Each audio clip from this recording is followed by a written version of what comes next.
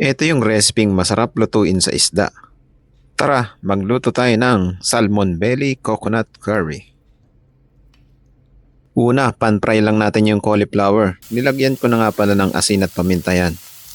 Kapag luto na, set aside lang natin yan. Saka tayo magigisa ng bawang, ginger, onion. Gisa-gisahin lang natin yan hanggang sa lumabas yung aroma. At saka natin isusunod yung kamatis, curry powder, turmeric powder, chili powder, ground black pepper, salt, at cilantro. Gisa-gisahin lang natin yan hanggang sa madurog yung kamatis. Saka natin ilalagay yung coconut milk. Mas masarap kung gagamit kayo ng fresh coconut milk dito.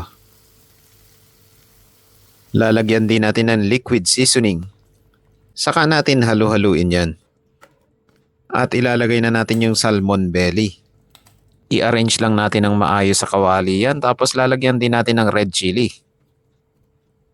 dahon ng cilantro, at saka pakuluan lang natin yan hanggang sa mag-reduce yung sabaw or hanggang sa lumapot yung gata. Saka natin ilalagay yung niluto nating cauliflower kanina. Itatoppings lang natin yan. Ayan o, tignan mo naman yung itsura, nakakatakam. Ihanda mo na yung bahaw mo dito or yung mainit na sinaing, palag-palag na yan. Pwede ka rin gumamit dito ng kahit anong isda kagaya ng tuna or kahit anong trip mo. Grabe nakain kong kanin dito nung sinushooting ko to. Ano pang inihintay mo? Lutuin mo na tong madaling recipe na to. Huwag mo sanang mapapanood ng alanganing oras to, siguradong gugutumin ka. Kaya yun lang, maraming salamat. See you in my next cooking trip ko.